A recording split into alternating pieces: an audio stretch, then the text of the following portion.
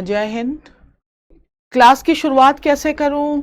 क्योंकि आजकल हम क्लास की शुरुआत कैसे करते हैं कि हाय गाइस, हेलो बच्चों, इससे भी बहुत इफेक्ट पड़ता है। बट अब हम जो ओल्ड स्कूल के जो लोग हैं, तो हमने तो गुरु शिष्य परंपरा निभाई है और आज भी निभा रहे हैं। तो हमें यही कहना आता है कि बच्चों। तो मेरा नाम अर्चना झा है और 2009 से मैं प्रयागराज उत्तर प्रदेश में इंग्लिश पढ़ा रही हूँ। बहुत सारी जगहों पे पढ़ाया है। टाइम में कैट पढ़ाती थी, फिर उसके बाद फिर अपना एक छोटा सा इंस्टीट्यूट स्टार्ट किया। बहुत सारी जगहों पे सीसैट की क्लासेस ली हैं। और अगर बात करें सक्सेसफुल स्टूडेंट्स की, तो हालांकि ये सब कहना अच्छा नहीं लगता मुझे और ये सब काउंट कराना कि आप मुझ पर विश्वास करें, इसके लिए मैं आपको कुछ डेटा प्रस्तुत करूं, बट शायद समय की मांग ऐसी है कि ये सब कहना पड़ रहा है। तो बहुत अनगिनत स्टूडेंट दिए हैं मैंने और उनको सिर्फ पढ़ाया नहीं है, एक माँ की तरह उनको पाला है। बहुत इमोशनली कनेक्टेड रही हूँ सभी बच्चों से और शायद यही वजह है कि अर्चना झा छोड़ के अब माँ साहेब जो है वो वर्ड ज़्यादा यूज़ करते हैं बच्चे, क्योंकि माँ से ज़्यादा कोई शायद आपका भला नहीं चाह सकता। और एक टीचर और अगर मदर अगर दोनों मिल जाए तो फिर सपने कॉमन हो जाते हैं। ये सब तो खैर बातें रही कि कैसे एक विश्वास, एक बॉन्ड बनाया जाए, क्योंकि टीचर पर अगर ट्रस्ट ना हो तो पढ़ाई में फिर वो जिसे हम कहते हैं दिलचस्पी, वो नहीं रह जाती है। तो बहुत ज़रूरी है। हालांकि अब शिक्षा व्यवसाय हो गया है, तो अगर टीचर को व्यवसाय नहीं आता है तो वो आज के टाइम पे शायद बहुत पीछे है। बट अब हम इतना लंबा दौर निकाल आए कि अपने ही शर्तों पे, तो आगे भी उसी पे चलना चाहते हैं। अभी तक मैं ऑफलाइन क्लासेस ही चलाती थी, लेकिन अब ऐसा लगता है कि अगर बच्चों तक पहुंचना है या कुछ भी अपना कंट्रीब्यूशन अगर बच्चों के सपनों में देना है, तो शायद अब ऑनलाइन भी एक ज़रूरत है, उसके थ्रू जाना होगा। आज हम बात करने जा रहे हैं इंग्लिश की। हालांकि मेरा ये मानना है कि जब इंग्लिश को लेकर जब आप सोचते हो तो बहुत सारी बातें हैं और वीडियो को फास्ट मत कर दीजिएगा। कुछ चीज़ें थोड़ा आराम से भी सुनी जाती हैं ताकि उस पर थोड़ा हम विचार कर पाएँ, है ना। ये नृत्य या गान नहीं है जिसको हमने बस देखा और थोड़ी देर मज़ा आ गया। ये थोड़ा विचारणीय है, क्योंकि आज रोज़गार जो है वो ज़िंदगी का प्रश्न है और हम विश्व की सबसे बड़ी आबादी के रूप में हैं। तो रोज़गार उत्पन्न करना अब सिर्फ सरकार की जिम्मेदारी नहीं है, व्यक्तिगत जिम्मेदारी भी है कि हम उसके लिए कितना एफर्ट लेते हैं। और इंग्लिश आज के टाइम पे एक बहुत ही बड़ा टूल हो गया है मार्केटिंग वैल्यू का। तो अगर आप गवर्नमेंट जॉब में जाना चाहते हैं या प्राइवेट में जाना चाहते हैं, आप गृहिणी हैं या आप किसी भी फील्ड में हैं, now English and digital world, जो इंग्लिश है और जो डिजिटल नॉलेज है, ये दोनों टूल्स का काम कर रहे हैं। अगर आपको आता है, अगर आप इससे इक्विप हैं, तो आपके लिए रोज़गार मार्केट में आपके लिए कुछ ना कुछ जॉब्स हैं। तो इंग्लिश को लेकर जो बहुत सारे मिथ हैं या जो भ्रम हैं हमारे समाज में, खासकर ये जो बेल्ट है, हिंदी मीडियम वाला जो बेल्ट है, उसके बारे में अगर हम बात करें तो प्रश्न बहुत सारे हैं। बच्चे कहते हैं हमारे पास जब क्वेरीज आती हैं तो बच्चे कहते हैं हमें एसएससी की इंग्लिश पढ़नी है, हमें बैंक की इंग्लिश पढ़नी है, कोई कहता है मुझे सीसैट की इंग्लिश पढ़नी है। कई बच्चे आते नहीं हमें इंग्लिश नहीं पढ़नी है, हमें इंग्लिश बोलना सीखना है। या कई बच्चे कहते हैं हमें इंग्लिश लिखना सीखना है। अब इन सारी चीज़ों का अगर हम निचोड़ निकालें तो एक सिंपल सी बात है कि देखिए, इंग्लिश एक भाषा है। ये बिल्कुल तय है कि हर एग्ज़ाम उस भाषा में से अपने एक जो अपना उन्होंने बना रखा है तरीका, मेथड, उस तरीके के क्वेश्चन पूछते हैं। लेकिन भाषा वही है, चाहे आप उसे बोलें, लिखें, एसएससी दें, बैंक दें।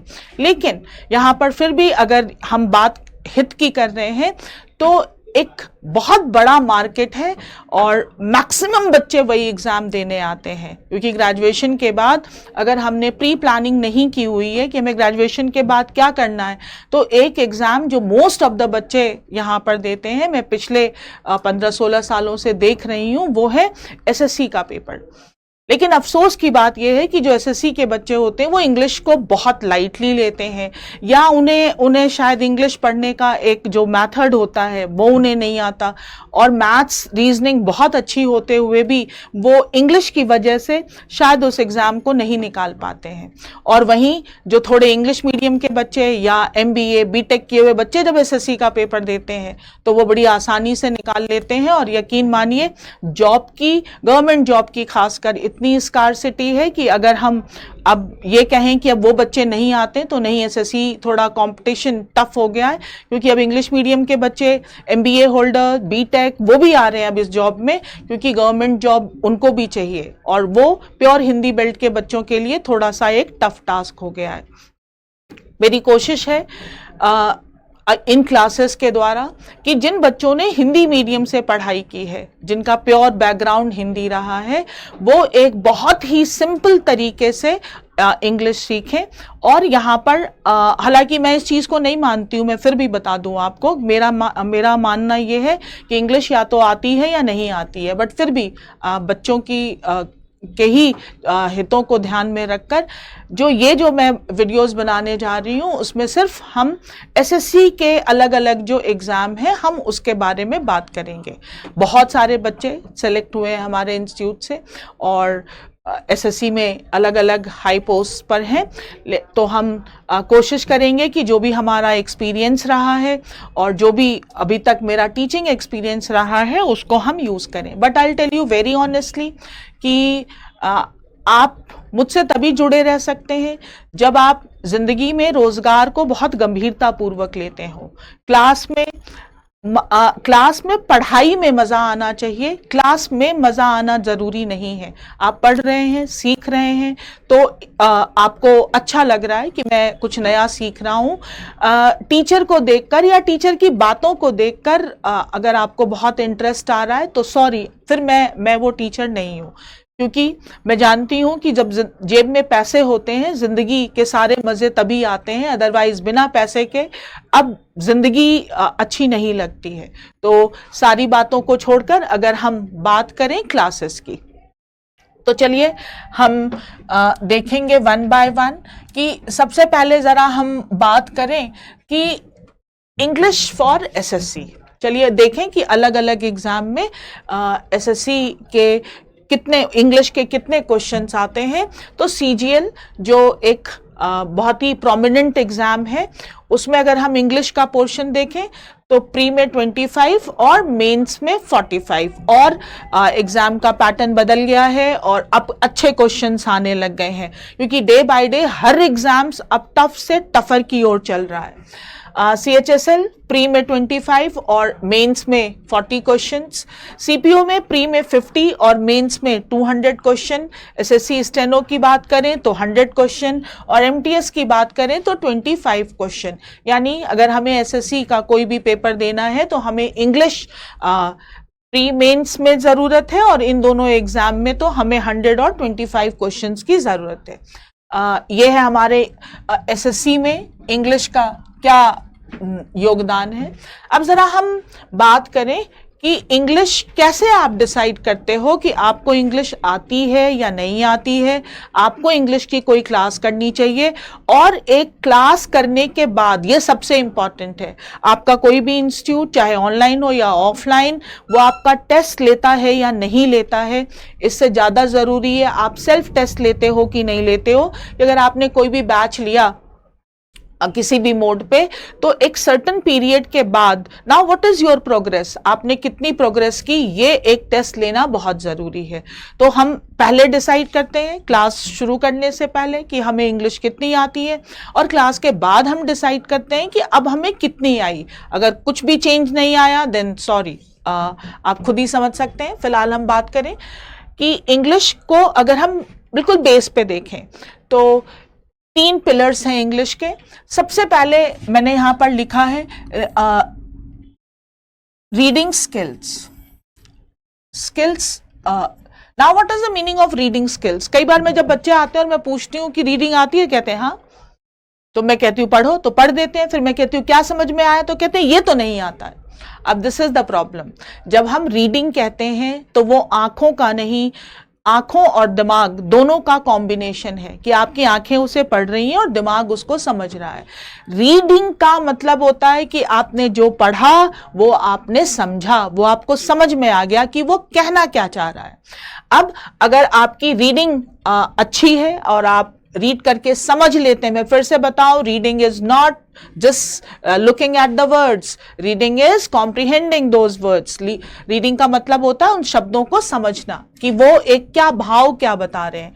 अगर आपकी रीडिंग स्किल्स अच्छी हैं तो एग्जाम में आप जो पैसेजेस हैं वो आप पूरा कर लेंगे। आप क्लोज टेस्ट अच्छे से कर सकते हैं। हालांकि बहुत से लोग ट्रिक्स बताते हैं, थोड़ा बहुत ट्रिक काम करता है और ट्रिक भी उन्हीं को काम करता है जिसको वो आता है। देखिए, अगर कोई लेडी बहुत अच्छी कुक है तभी वो कुकिंग में ट्रिक यूज कर सकती है, अगर वो अनाड़ी है तो क्या ट्रिक यूज करेंगे।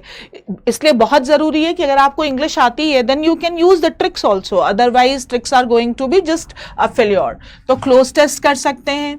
इसके साथ साथ जिसे हम कहते हैं PQRS या पैराजम्बल, जो पैराजम्बल होते हैं, ये भी हम सब समझेंगे एक एक चीज को कि क्या पैसेज होता है, क्या क्लोज टेस्ट होता है, one by one each thing सब समझेंगे पैराजम्बल। और या फिर अगर हम फिलर्स की बात करें, फिलर्स अगर आपको रीड करके समझ में आता है तो ये सारे सेक्शंस आपके लिए बहुत इजी हैं।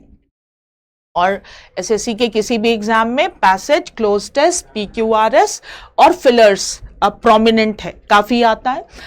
अब हम बात करें कि रीडिंग में सबसे बड़ी समस्या क्या होती है, तो जो रीडिंग में प्रॉब्लम होती है बच्चों की वो होती है वोकैब की, यानी उन्हें शब्द समझने में थोड़ी प्रॉब्लम हो जाती है।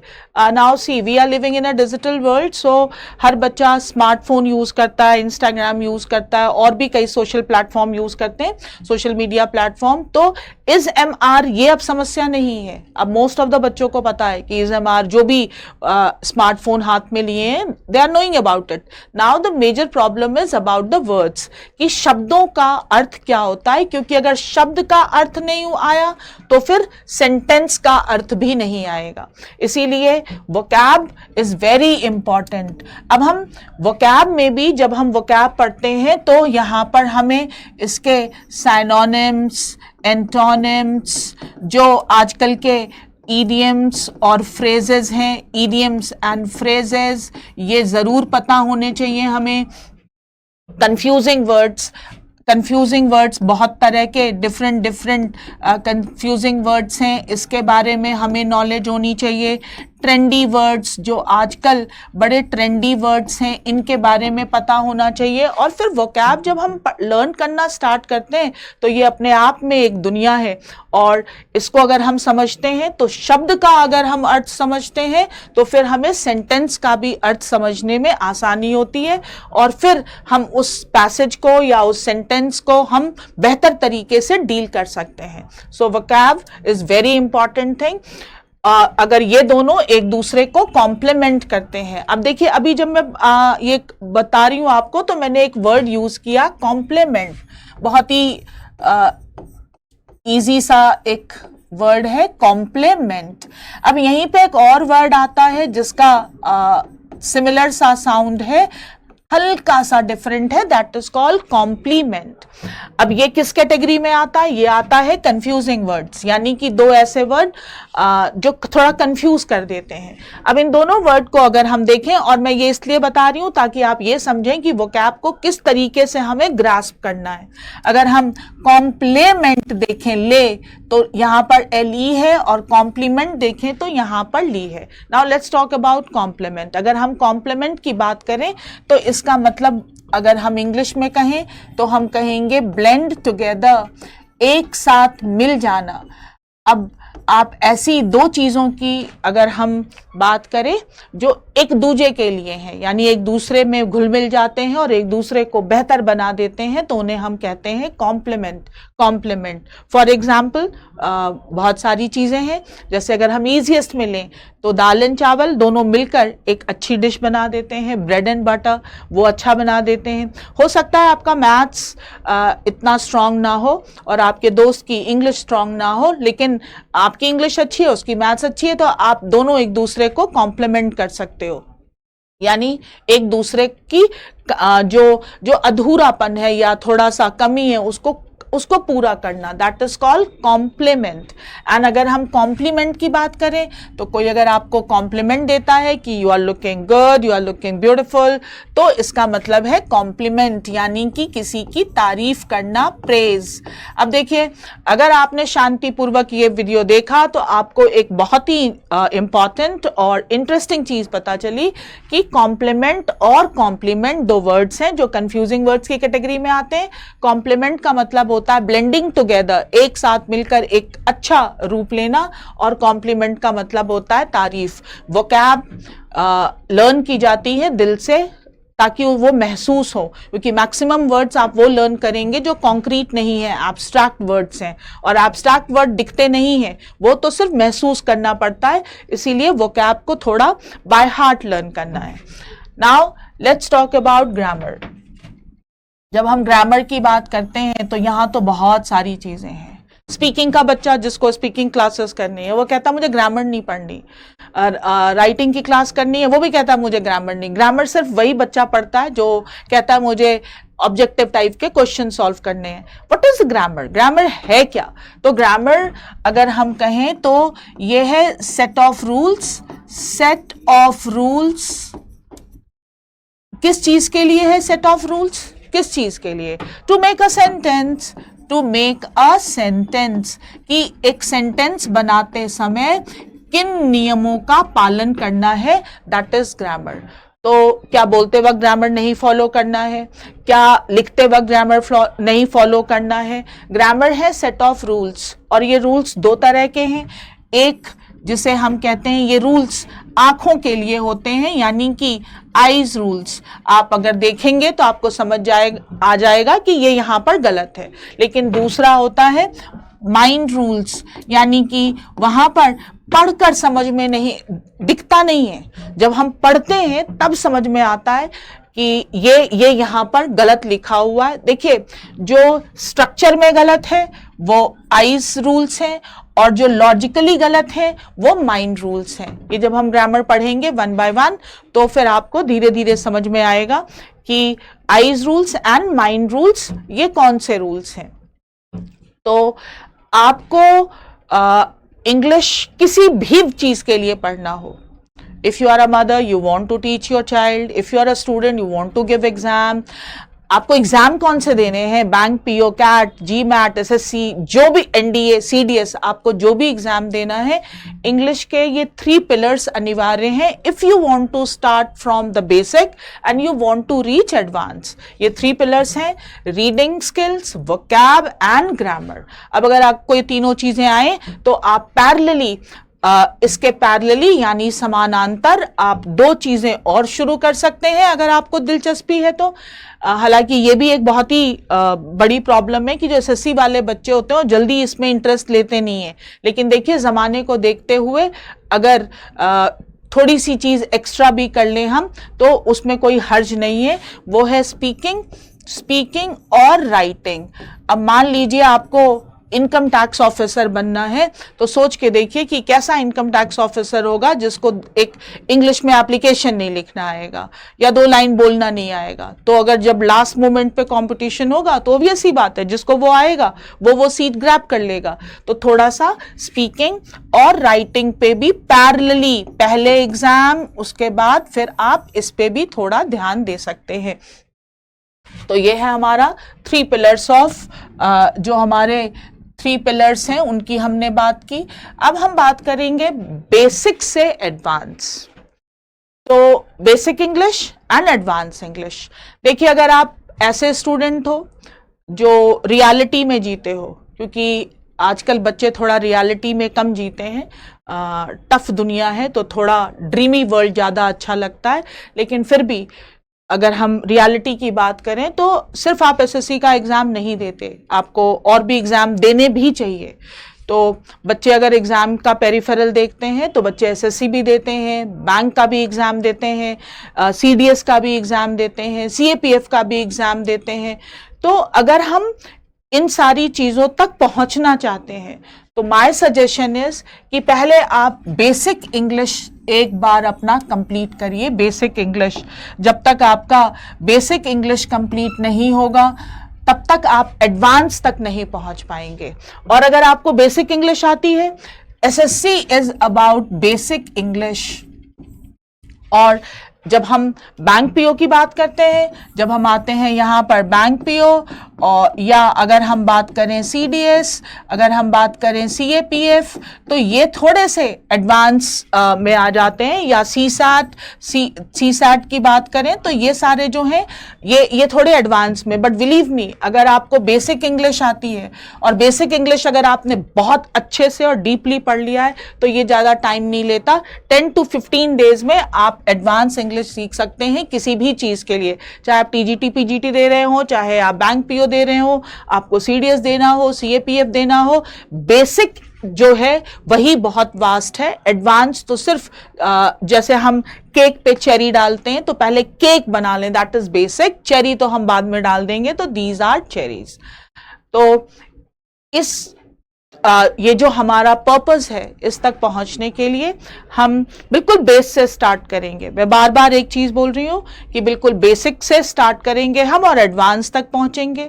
और अगर आपको वाकई में एक सही तरीके से बहुत ही आसानी से इंग्लिश पढ़नी है तो आप क्लासेस वॉच करिएगा। बट माय सजेशन इज कि भगा भगा के मत वॉच करिएगा, क्योंकि अगर आप जब भगाते हैं तो फिर ज़िंदगी भी भागती ही है, ठहरती नहीं है। इसीलिए बहुत ज़रूरी है आप क्लासेस को आराम से देखिए। हाँ, किसी भी प्रकार का आडंबर शो के बाजी वो मैं नहीं कर सकती हूँ, क्योंकि इतने साल मैं एक बहुत ही सिंपल सी टीचर ही रही हूँ और विद्यार्थी ही कमाए हैं और आगे भी इसी को कंटिन्यू करना चाहती हूँ। तो अगर आप ऐसे विद्यार्थी हैं तो आप क्लासेस ज्वाइन कर सकते हैं from basic to advance. Thank you. जय हिंद।